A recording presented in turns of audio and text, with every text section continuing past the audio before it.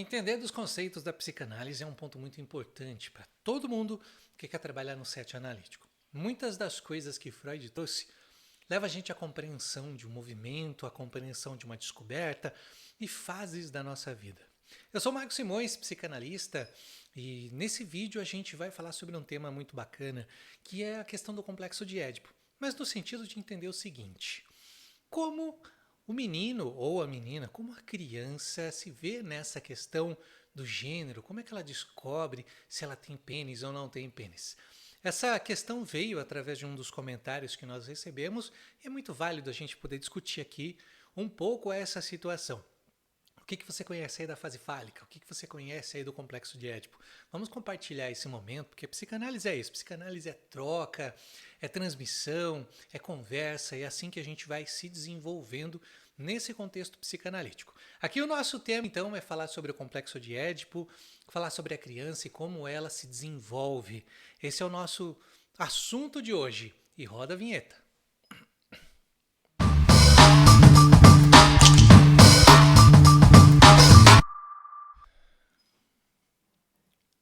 Segundo a teoria freudiana, a fase fálica é uma parte importante do desenvolvimento psicossexual infantil. Durante essa fase, que geralmente ocorre lá por volta dos 2 anos e meio, até os 5, 6 anos de idade, a criança começa a desenvolver uma certa curiosidade acentuada em relação aos órgãos genitais. Isso vai levando também a entender a diferença anatômica que existe entre o menino e a menina. Para Freud, o entendimento de posse ou não do pênis na fase fálica não está ligado à observação direta, mas sim a uma série de processos psicológicos, como por exemplo o próprio complexo de Édipo. Durante essa fase, as crianças experimentam o desejo a partir dos órgãos genitais, e esses órgãos genitais passam a ser considerados então zonas erógenas. A criança passa a sentir essa parte do corpo que antes não se dava tanta atenção. Onde há uma ligação emocional intensa com o genitor, no caso do complexo de Édipo, o genitor do sexo oposto, e uma mistura de sentimentos até mesmo agressivos ao genitor do mesmo sexo. Também há uma atribuição de gênero. A criança começa a perceber as diferenças anatômicas entre elas e elas começam a identificar. Algumas têm algo que outras não têm. Isso vem por observação tanto de outra criança como dos seus próprios genitores. A partir do processo de identificação, a criança começa a entender a semelhança e busca outras crianças para entender o seu corpo também. No entanto, essa percepção pode não ser totalmente precisa ou baseada, como Freud traz, numa observação direta. Existe muito de uma simbolização ou algo simbólico quando falamos do complexo de Édipo. Freud acreditava que o entendimento de ter ou não ter um pênis está mais relacionado à identificação com o pai e com a mãe, dependendo do sexo da criança, o que passa a ser mais da construção psíquica do que de uma certa estruturação anatômica de fato. Então a percepção de gênero também se dá a partir da identificação. Não diretamente na observação, mas na construção da identificação, na questão do psíquico mesmo, na identificação como mecanismo, na identificação como estar dentro de um grupo. Mesmo que seja uma criança que é filha única, ela vai observar os pais ou outras crianças ou as pessoas que cuidam dela para entender as semelhanças e as diferenças. E essas diferenças normalmente vão ser questionadas. É nessa fase que também surge a inveja do pênis. Freud propôs a ideia de inveja do pênis nas meninas, sugerindo que ao perceber a falta do órgão genital masculino, elas experimentam um sentimento de inferioridade e desejam ter um pênis também, como se elas nascessem quebradas. O pênis do pai passa a ser o alvo e a vontade simbólica de ter um pênis. E é tendo esse desejo que também surge aquela questão de ter um filho desse pai, já que não dá para colocar um pênis ali. Para isso, ela tenta afastar a mãe, que teoricamente a teria feito com esse defeito, com essa quebra, faltando alguma coisa. Então existe uma certa rivalidade que a menina traz. Ou seja, ela culpa a mãe pela falta do seu órgão. Então ela tenta conseguir por ela mesma, ela vai se esforçar ali para ter esse órgão que ela também deseja ter. Por isso, a inveja. Da mesma forma, os meninos eles vão temer perder o pênis que eles têm. Isso se chama ansiedade de castração, o que pode ocorrer por uma atitude do pai, se sentir ameaçado por esse pai, já que o menino ele vai ter o desejo pela mãe na estrutura freudiana. Um exemplo disso seria o texto do Pequeno Hans. Lá é trazido uma história, um enredo muito bacana que faz a gente perceber essa dinâmica entre a castração, o desejo da morte do pai e elementos assim que são configurações da fase edipiana. Inclusive, o pequeno Hans ele está nessa fase entre os 3 e 5 anos, que é quando tem todo esse enredo da psicanálise, da história psicanalítica. Um dos elementos da psicanálise, agora no contexto lacaniano, que nos ajuda a entender esse movimento também, que acontece ali na fase fálica, é a compreensão do estágio do espelho, em que a criança passa a olhar para si e perceber que tem um corpo. Ela olha no espelho, entende o seu reflexo e ela não enxergava isso antes, mas ela passa a enxergar. A partir desse momento, podemos também dizer que a criança passa a observar seu corpo e suas formas, sua estrutura como um todo. E depois, partindo para o corpo, as formas de outras pessoas. Ela começa a fazer um processo de comparação. Isso se inicia por processo de identificação. E em seguida vem o reconhecimento, vem a falta de algo, vem a diferença, e ela vai fazendo esse processo de comparar. Para o menino, o processo de discernir a existência do falo acontece de maneira muito peculiar. Inicialmente ele percebe a ausência do pênis nas meninas, ele começa a observar que tem alguma coisa diferente, até mesmo na sua mãe, o que desperta uma série de questionamentos. Ele começa a entender o seguinte: eu tenho algo, ela não tem, por que eu tenho, ela não tem? O que aconteceu com ela quando vim aquele movimento de perceber que ela pode ter perdido, e aí surge o medo da castração.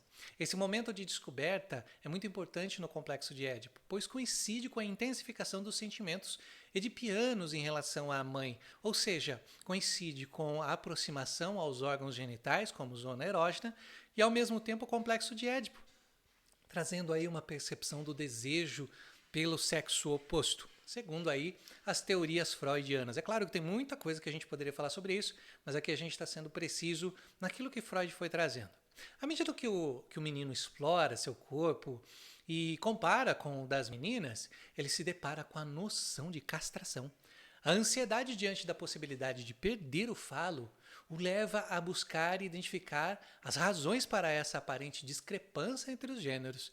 Surge então a consciência de que as meninas não possuem um falo anatomicamente visível. Isso é muito importante considerar.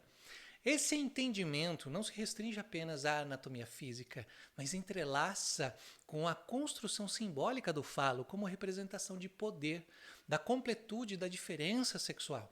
Assim, o menino, ao confrontar a ausência aparente nas meninas, começa a forjar uma compreensão mais profunda das complexas dinâmicas de gênero. Ele entra num estado de poder. A descoberta do falo durante o complexo de Édipo não é somente, então, um marco biológico, mas uma etapa essencial na formação da identidade psicossexual. Esse processo, delineado pelas teorias freudianas, revela como a criança, ao enfrentar as questões edípicas, inicia uma jornada de compreensão mais ampla sobre si mesma e sobre o mundo das relações humanas.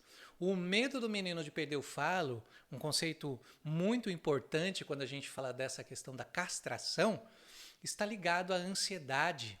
Segundo Freud, durante o complexo de Édipo, o menino desenvolve uma intensa ligação emocional com a mãe e começa a ver o pai como um rival pelo afeto materno. Assim como a gente falou da menina, que quer ter um filho desse pai ou quer ter um falo, e a criança, o bebê dessa menina representaria esse falo, mas primeiro ela precisa ter uma rivalidade e tirar essa mãe do caminho. O menino, ele faz esse caminho oposto, mas também tem esse movimento de afastar alguém para ter a outra pessoa.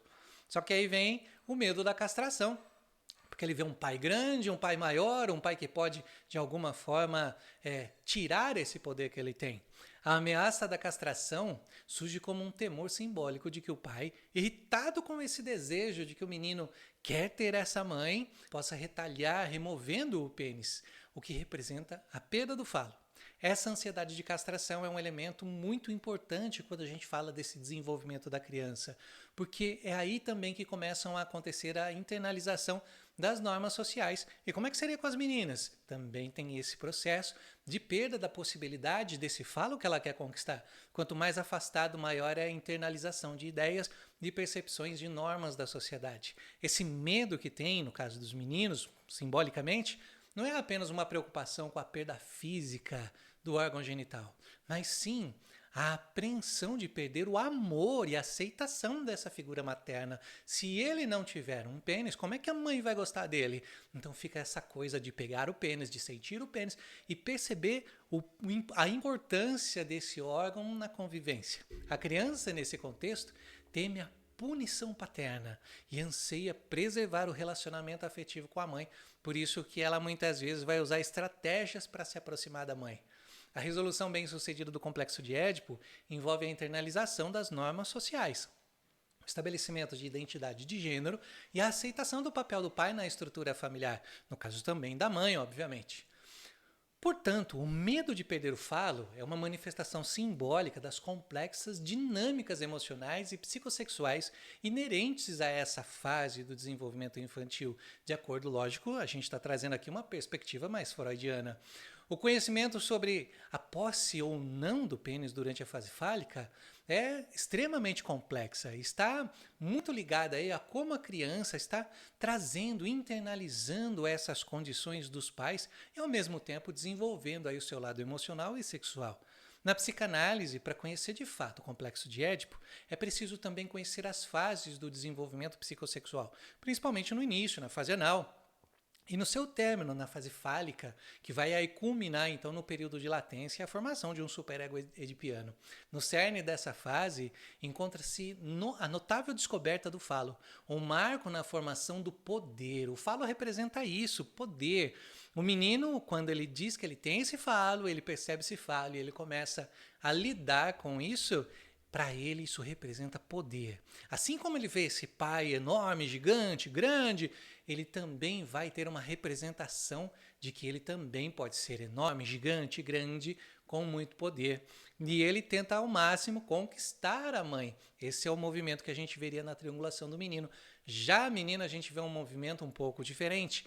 Ela percebe que ela não tem esse poder, sente o complexo de inferioridade, como Adler trazia na época de Freud, e aí ela precisa ter esse falo também. Para ter esse falo, o que ela vai fazer? Se eu não tenho, preciso encontrar quem tenha. Aí ela se depara com quem? Com o pai. E ela vai querer ter esse pai, porque esse pai tem um falo. E se esse pai tem um falo, ele pode fazer uma criança e ela vai querer essa criança. Mas para isso, ela precisa afastar a sua mãe dessa história. Percebe esse movimento, essa triangulação? Quanto é importante?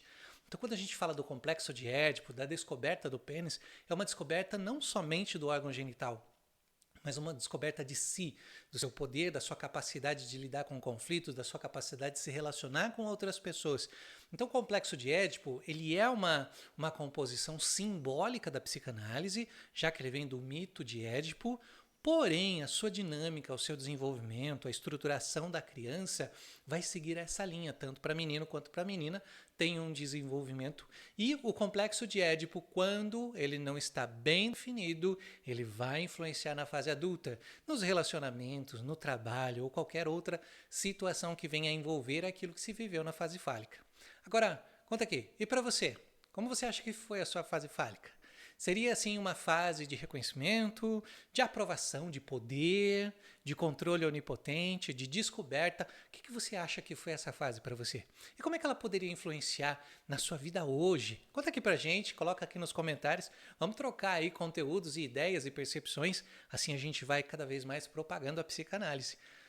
Eu espero ter colaborado com você sobre o entendimento dessa dinâmica do complexo de Édipo, sobre o menino, como é que ele descobre o falo, sobre a menina, a questão de não ter o falo, como que funciona. Se tiver alguma dúvida, alguma coisa, coloca aqui nos comentários também que a gente vai conversando.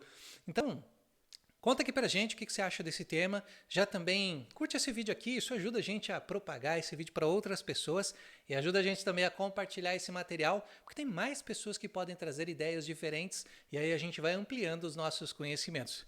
Isso nos ajuda a nos manter no nosso movimento da transmissão da psicanálise.